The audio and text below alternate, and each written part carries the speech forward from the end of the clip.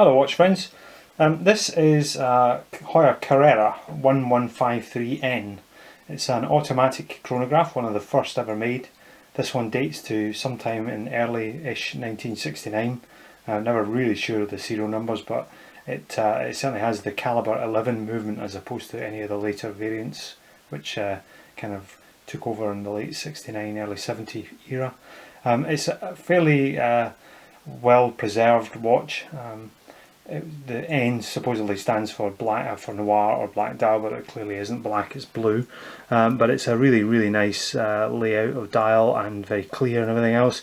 I say, like all other Calibre 11 movement watches, it's got a left hooker crown. So this Calibre was basically a combination of efforts from Heuer, Breitling, Hamilton, Buren, and a chronograph module company called Dubois Desprez. And they basically made this movement where the Buren automatic movement that was the base of it had to be turned through basically 180 degrees in order to be able to make it all fit. So that's why the crown that operates the hands and everything is on the other side of the case. This particular one, like I said, dates to early 1969, and one of the giveaways from that is the fact that the bracelet, which is, I'm not sure if this is going to be visible, the bracelet is by a company called Gay Freres, and they were a fairly well regarded bracelet maker, actually acquired by Rolex in the end. And it says just on the edge of the bracelet, just here, it's got 269. So the bracelet's dated February 1969. It's a first execution in every regard, this watch, and it's just a really nice thing. Quite chunky, but a very 1970s look about it, even though it came out in 69. There were a number of Carreras auctioned as part of the Heuer Parade auction that was held in November 2017. This was organised by the same people that auctioned the Paul Newman Daytona. In fact, it was done at the same time.